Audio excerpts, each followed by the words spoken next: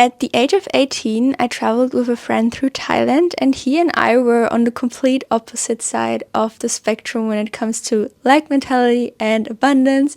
I was always trying to go for the cheapest place to stay and for the cheapest foods, versus he wanted to always buy, expensive fruits like durian and splurge a lot, and we were splitting everything in half. So this experience has challenged me in a lot of ways, but it also forced me into stepping into an abundance mentality when it comes to money, and also realizing that it's really an inner game. It doesn't have as much to do with how much or what we have, but it really is a mindset. And yeah, today's video is going to be kind of a little ramble about money, financial freedom, and abundance. Now, I'm 24. I'm not a financial expert. This is not financial advice, but hopefully some of these things that have helped me to step more into an abundance mindset will help some of you as well.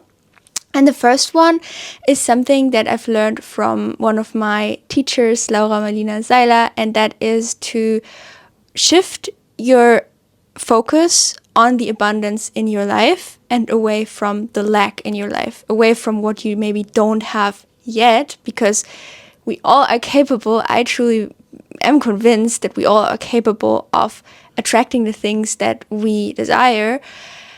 And shifting our focus away from that and focus on the things that we already have, because I'm sure if you have a laptop and you're watching this right now, you already have so much more than a vast majority of the people on this planet. And counting the blessings, writing a list down with all the things we're grateful for, with all the things we have, and this kind of energy, this kind of vibration that we send out then is going to attract more of that into our lives. And I can truly say that so much more abundance has come into my life, whether that's financially, through the people in my life, through the things that I have in life, and my living situation, my life situation. So much has come into my life when I started to shift my focus towards everything that I have.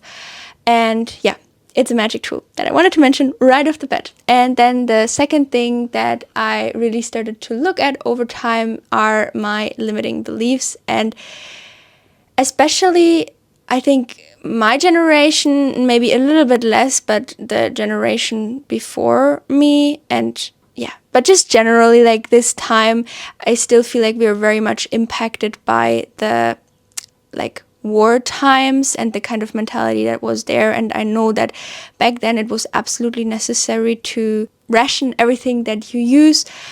And yeah, I feel like we have let that time behind, and now we're in a time where there is way more than enough for all of us to go around. And what I've actually found is that the more I'm free and loose about there always being enough, the less I actually need. So, which is so paradoxical, but yeah, so I do feel like we have adopted a lot of limiting beliefs from the previous generations, and it's important to shift those. So 3 that I've written down here. First one, money is evil. And it does make sense when we look at companies like Amazon or just very big companies who do not have the best intentions for our planet and also for the people on the planet, who do not treat their employers respectfully. I can talk here from experience, not my own, but from friends' experience. Then also just generally that money is bad, and that if you have a lot of money, you kind of a snob or you're a bad person, and to erase that mentality. And then also that was a big one for me that I really needed to shift, and that is that I don't need the money. I'm a minimalist, I'm sustainable, I, don't go out for clothes shopping maybe that much, or I just don't really need it.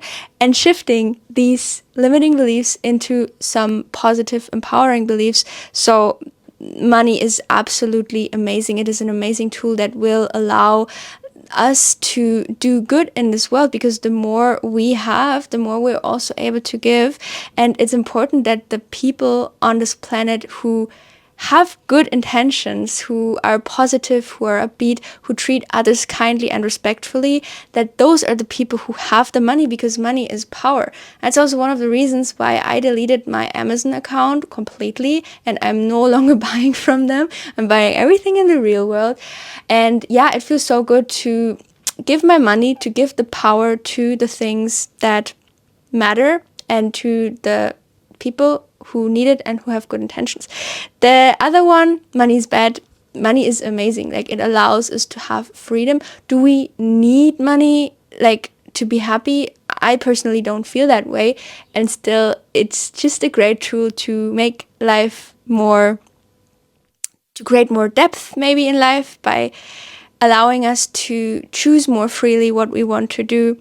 And yeah, so money is amazing, and it allows us to change this world because we can donate to amazing projects that help rebuild the planet, to help grow trees, to spend our money on also healthy foods that are good for the planet. Because, for example, if we buy more fruit, then more trees are being planted, and trees are amazing for this planet. And so money is amazing. Money is a great tool. And then the last one also, maybe we don't need the money. Maybe I don't need the money, but it's amazing to have it, because again, the more I have, the more I can also give to others. When you're just living on your existential minimum and you are barely surviving with what you have, then how can you even be able to freely, effortlessly give to others and be a generous person? It doesn't really work. And I truly believe that our world is changing when we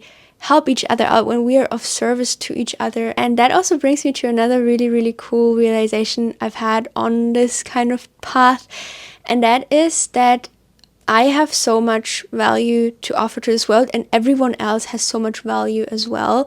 And to really owning the value and asking myself, like, how can I help make other people's lives better? And if we ask ourselves this question and we live by it, like, I cannot see how there couldn't come abundance into one's life, because that's just how things work. When we give, then we also receive. It's like a math equation. It just, works like that. Will it take time? Yes. And I think in order to live a luxurious life with maybe not the most amount of money, it's really, really important to define what is important to us and what are maybe some things that we're spending money on that we aren't really truly valuing, or that aren't really that important to us, but that we think maybe others expect of us, or that we maybe want to use to show off how much we have. And I have found for myself the 3, or maybe the most 2 important areas that I spend my money on are food, like fruits, and just generally healthy, nourishing foods, and experiences like traveling and other cool things that also connect me to others. So those are the 2 main ones. And then also a third one that I also want to include here, because I would also say that is something that I have a very easy time spending money on, is to just, if I want to buy something for someone else, or if I want to invite someone, then that is also something that I'm inviting more and more into my life, to just be very fearless about spending money in that area. And then just things that I've realized are really not that important to me, that have saved me so much money in the long run in the last few years, are, first of all, like beauty and clothes. Like, I would say the amount of money I spend in that area is very, very minimal. Could I maybe look different, maybe better on the outer form if I did spend more money on that area? Yeah, maybe. But it's just not that important to me. And true beauty for me comes from the inside, when we are healthy, when we are glowing from within. So the amount of money I spend in that area is very little. The other one that I haven't spent any money on for my life, for my entire life, other than when I was renting a car, is a car. So I haven't had a car in the last few years, and I'm sure that has also saved me a ton of money, even though right now I am kind of considering a little bit to get one, just because my work is literally more than 1.5 hours away from where I live with the train, and 2 hours with the bicycle. And I don't know, I just think it would make things a lot more convenient to just have a car. So I am actually thinking about it. But yeah, that definitely has not been a priority versus, the other things that I've mentioned have been. So I think I was only able to spend so freely there because I have just shifted my priorities. The other one is eating out. I don't ever eat out, really. Like, I mean, if I get invited by my grandparents, for example, when they have like a birthday celebration, or when my family really wants to go out, like, then of course I come along, and yeah, then I eat out. But I don't really do it for my own pleasure, because I love my food that I cook at home so much that, it's not really something that I spend any money on, which I would say in the long run also saves me a lot. And also drinking out, like going out for drinks in bars and going partying, that's not the kind of activities that I'm into anymore. I used to for like a very short amount of time, like when I was, 17, 18, 19, but pretty quickly I realized like that's not my kind of style. I prefer connecting with people through other activities, and so that I don't spend much or anything at all. And then also just in general stimulants, which I would say like most stimulants, okay, I have a phone and I have social media, and that I guess is a free stimulant, one of the very few ones, but I don't have Netflix, cigarettes, alcohol, and different drugs, all these things. And I think, I respect everyone who uses it, but it is also an expense that, takes away from what you have. So, yeah. And then the last one I want to mention, that is actually a tool or kind of an idea that I got from Laura Marlina Seiler, one of the teachers I really look up to. She's also on YouTube. She's German though. And that is to invite money in and have a talk, just like you would have a talk with a friend, like an imaginary talk, of course, with money. And talk with him or her. Look, okay, how is money dressed in my imagination. And I remember when I did this the very first time, it was actually a very dirty, not that well looking person, and I didn't feel so comfortable around money.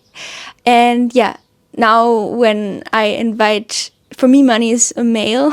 When I imagine it, it's a male, and it's a very beautiful being. I know this sounds so woo, but really inviting money in and talking with money, chatting with money, it's so helpful to kind of realize, okay, what kind of view do I actually have on money? And then also the last thing I'll mention here that isn't really related to this kind of exercise is to also be very mindful or very conscious of how we speak about money. So instead of saying, I don't have money to buy this, or stuff, I choose to not invest in that right now. It's not a priority for me right now. I prioritize this and this and this. And so kind of really being very, very non-violent communication talks a lot about the power of our words and the language we speak. It just, it's always a reflection of how we feel internally. So I do feel like we can shift our inner state towards money by changing the way we talk about it. All right, that was a long ramble. If you want to watch another longer ramble like that with all the teachers, books, and movies that have really inspired me and changed my life, then you can check out this video, and I'll maybe see you there.